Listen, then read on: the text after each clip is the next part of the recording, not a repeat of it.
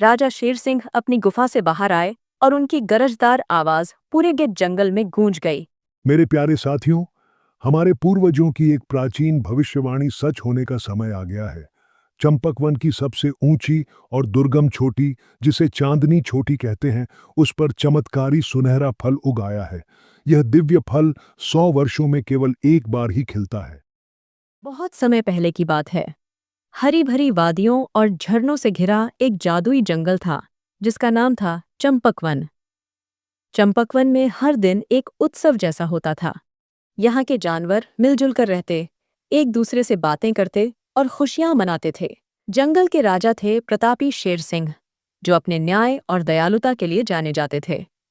और जंगल के सबसे ज्ञानी थे भोलू भालू, जिन्हें जंगल की हर जड़ी बूटी, हर रहस्य और हर पुरानी कहानी का पता था। इस कहानी का नायक है छोटू, एक नन्हा सा चूहा। छोटू का दिल सोने का था, लेकिन वह बहुत डरपोक था। जोर की आवाज सुनकर वह अपने बिल में दुबक जाता। किसी बड़े जानवर को देखकर उसके नन्हे पैर कांपने लगते थे। इसी वजह से जंगल के दूसरे जानवर, खासकर बब्बन बंदर, उसे बहुत चिढ़ाते थे। बब्बन को अपनी कलाबाजियों और ताकत पर बड़ा घमंड था। वह अक्सर छोटू को देखकर गाता, भागो भागो डरपोक आया, बिल में छिपने वाला आया।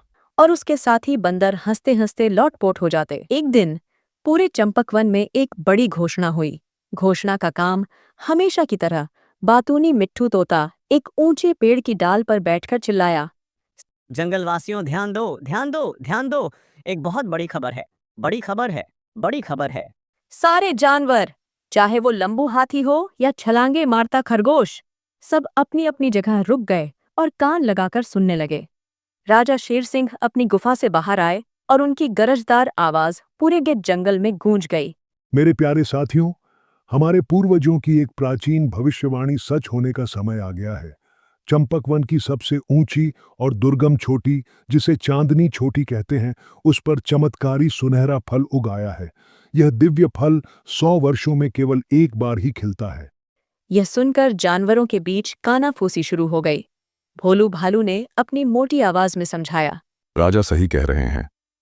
किंवदंतियों में लिखा है कि जो भी इस फल को खाएगा, उसकी एक सबसे बड़ी और सच्ची इच्छा पूरी हो जाएगी। लेकिन सावधान, उस फल तक पहुंचना बच्चों का खेल नहीं। चांदनी चोटी का मार्ग जहरीली झाड़ियों, गहरी खाइयों और ऐसी बर्फीली हवाओं से भरा है जो बड़े से बड़े पेड़ों को उखाड़ फेंकती हैं। वहां तक पहुंचने के लिए केवल शक्ति पर्याप्त नहीं होगी, बुद्धि, साहस और सबसे बढ़कर एक निस्वार्थ हृदय की आवश्यकता होगी। यह सुनते ही बब्बन बंदर अपनी छाती पीटकर आगे आया और बोला, हाँ, ये काम तो बस मैं ही कर सकता हूं। मुझसे ज्यादा फुर्तीला, चालाक और बहादुर इस जंगल में और कौन है। मैं उस फल को लाऊंगा और इच्छा मांगूंगा कि मैं हमेशा के लिए इस जंगल का सबसे ताकतवर और अजेय जानवर बन जाऊं। उसके बंदर दोस्त तालियां बजाकर उसका उत्साह बढ़ाने लगे। छोटू चूहा एक बड़े से मशरूम के पीछे छिपा यह सब सुन रहा था। उसकी माँ पिछले कई महीनों से बीमार थी। वह बहुत कमजोर हो गई थी और दिन भर अपने बिल में सोती रहती थी। भोलू भालू ने भी कई जड़ी बूटियां दीं, पर कोई खास असर नहीं हुआ। छोटू ने मन ही मन सोचा, अगर मैं वो चमत्कारी फल ले आया तो मैं अपनी माँ को ठीक करने की इच्छा मांग सकता हूँ। लेकिन जैसे ही उसे चांदनी चोटी के खतरों का ख्याल आया, उसका शरीर डर से कांप गया। मैं कैसे जा सकता हूँ? मैं तो बब्बन की परछाई से भी डर जाता हूँ। अगली सुबह कई बहादुर जानवरों ने चांदनी चोटी की ओर अपनी यात्रा शुरू की। बब्बन बंदर अपनी टोली के साथ उछलता कूदता सबसे आगे था। उसके पीछे पीछे चालाक लोमड़ी रानी अपनी धूर्तता पर भरोसा करके निकली। कुछ और जानवर भी अपनी किस्मत आजमाने चल पड़े। छोटू अपने बिल में अपनी माँ के पास बैठा था। उसने अपनी माँ का मुरझाया हुआ चेहरा देखा और अचानक उसके अंदर का सारा डर प्यार और हिम्मत में बदल गया। उसने फैसला किया, नहीं, मैं डर कर नहीं बैठ सकता। अपनी माँ के लिए मुझे यह करना ही होगा, चाहे कुछ भी हो जाए। छोटू ने एक छोटी सी पोटली में अनाज के कुछ दाने और पनीर का एक टुकड़ा बांधा और बिना किसी को बताए चुपके से चांदनी चोटी के रास्ते पर निकल पड़ा। रास्ता सच में बहुत भयानक था। पहले घना और कांटेदार जंगल आया। बब्बन बंदर तो पेड़ों पर चढ़कर कांटों के ऊपर से निकल गया। लोमड़ी ने अपनी पतली काया का फायदा उठाकर झाड़ियों के बीच से रास्ता बना लिया। लेकिन छोटू छोटू के लिए यह रास्ता वरदान साबित हुआ। जहां बड़े जानवर कांटों में उलझ रहे थे, वहीं छोटू अपनी छोटी काया का फायदा उठाते हुए कांटों के नीचे से बनी सुरंगों और दरारों से रास्ता बनाता हुआ सबसे आगे निकल गया। उसे कई खरोंचें आईं, पर उसने अपनी माँ का चेहरा याद किया और चलता रहा। आगे एक उफनती हुई नदी थी, जिस पर एक बहुत पुराना और हिलता डुलता लकड़ी का पुल बना था। बब्बन अपनी लंबी पूंछ के सहारे लटककर एक झटके में पार हो गया। जब छोटू पुल पर पहुंचा, तो तेज हवा से पुल बुरी तरह कांप रहा था। छोटू को लगा जैसे वह उड़ ही जाएगा। एक पल के लिए वह डर कर बैठ गया, लेकिन फिर उसने अपनी आंखें बंद कीं और सोचा। यह पुल मेरी माँ की बीमारी से ज्यादा खतरनाक नहीं हो सकता। यह सोचकर उसने अपने नन्हे कदमों से संतुलन बनाते हुए धीरे धीरे पुल पार कर लिया। जब वह दूसरी तरफ पहुंचा, तो उसने एक हैरान करने वाला दृश्य देखा। बब्बन बंदर एक बड़ी मुसीबत में था। फल तक जल्दी पहुंचने की होड़ में वह एक फिसलन भरी चट्टान पर चढ़ गया था, और अब उसका पैर एक गहरी दरार में फंस गया था। वह दर्द से चिल्ला रहा था। कोई मदद करो, बचाओ, मेरा पैर टूट जाएगा। लोमड़ी और दूसरे जानवरों ने उसे देखा, लेकिन चट्टान पर चढ़ने का जोखिम कोई नहीं लेना चाहता था। वे यह सोचकर आगे बढ़ गए कि एक प्रतियोगी कम हुआ, लेकिन छोटू, जिसने हमेशा बब्बन से ताने सुने थे, उसे दर्द में नहीं देख सका। उसका दिल पसीज गया। वह फुर्ती से चट्टान के पास पहुंचा। बब्बन ने उसे देखकर हैरानी और गुस्से से कहा। तुम यहाँ क्या कर रहे हो, डरपोक चूहे? जाओ यहाँ से। तुम मेरी क्या मदद करोगे? छोटू ने उसकी बात का बुरा नहीं माना। उसने कहा। चिल्लाओ मत बब्बन, मुझे सोचने दो। छोटू ने अपनी तेज नजरों से दरार को देखा।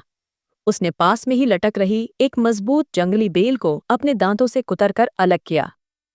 उसने बेल का एक सिरा बब्बन को पकड़ाया और कहा, इसे जोर से पकड़ो, मैं दरार को चौड़ा करने की कोशिश करता हूं। छोटू ने पास पड़े कुछ नुकीले कंकड़ों को अपनी पूरी ताकत से दरार में फंसाना शुरू किया। यह एक छोटे से चूहे के लिए बहुत मुश्किल काम था। उसके पंजे छिल गए, लेकिन वह लगा रहा। थोड़ी देर की अथक मेहनत के बाद दरार थोड़ी चौड़ी हुई और बब्बन ने जोर लगाकर अपना पैर बाहर खींच लिया। बब्बन शर्मिंदगी और कृतज्ञता से छोटू को देख रहा था। उसे आज पहली बार एहसास हुआ कि साहस का मतलब शरीर का बड़ा होना नहीं, बल्कि दिल का बड़ा होना होता है। उसने धीमी आवाज में कहा, धन्यवाद छोटू, मैंने हमेशा तुम्हारा मजाक उड़ाया, पर आज तुमने मेरी जान बचाई। मुझे माफ कर दो। छोटू ने बस मुस्कुरा दिया और कहा, कोई बात नहीं बब्बन, हम सब एक ही जंगल के दोस्त हैं। अब चलो, हमें चांदनी चोटी पर पहुंचना है। अब बब्बन का सारा घमंड उतर चुका था। उसने कहा, छोटू, आज से हम पक्के दोस्त हैं। चलो साथ चलते हैं। उस चमत्कारी फल पर पहला हक तुम्हारा होगा, क्योंकि तुमने असली साहस दिखाया है। दोनों साथ में आगे बढ़े। अब उनकी जोड़ी कमाल की थी।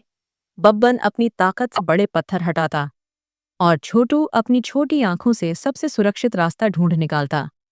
एक दूसरे की मदद करते हुए वे आखिरकार चांदनी चोटी पर पहुंच ही गए। चोटी का नजारा स्वर्ग जैसा था। बादलों के ठीक बीच में एक चमकते हुए पेड़ पर सुनहरा फल सूरज की तरह दमक रहा था।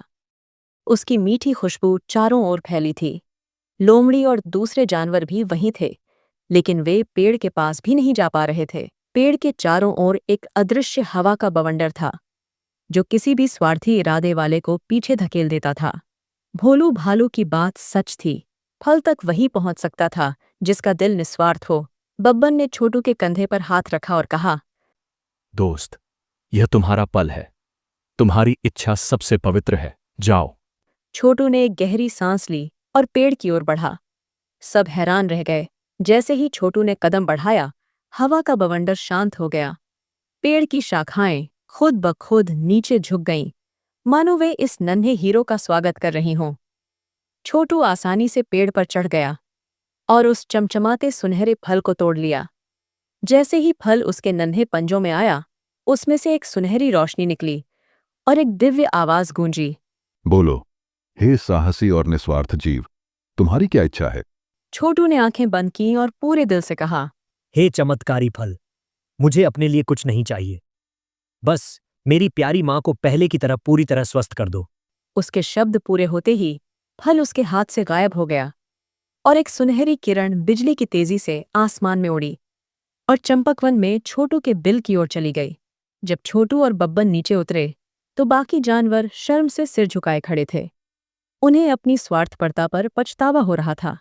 वापसी का सफर दोस्ती और खुशी से भरा था। जब छोटू अपने बिल के पास पहुंचा तो उसकी आंखें खुशी से भर आईं। उसकी माँ बिल से बाहर निकली हुई थी, टहल रही थी और पहले की तरह स्वस्थ और ऊर्जा से भरपूर लग रही थी। छोटू दौड़कर अपनी माँ के पैरों से लिपट गया। पूरे जंगल में छोटू के साहस और निस्वार्थ प्रेम की कहानी आग की तरह फैल गई। राजा शेर सिंह ने एक विशाल सभा बुलाई और छोटू को चंपकवन का महासाहसी हीरो का पदक पहनाया। बब्बन बंदर अब छोटू का सबसे अच्छा दोस्त था और उसने कसम खाई कि वह फिर कभी किसी को उसके आकार या ताकत के लिए नहीं चिढ़ाएगा। उस दिन के बाद चंपकवन के सभी जानवर यह सीख गए कि असली वीरता और साहस शरीर की लंबाई चौड़ाई में नहीं, बल्कि एक नेक, दयालु और निस्वार्थ दिल में बसता है। और छोटू, जो कभी डरपोक छोटू कहलाता था, अब पूरे जंगल में साहसी छोटू के नाम से मशहूर हो गया।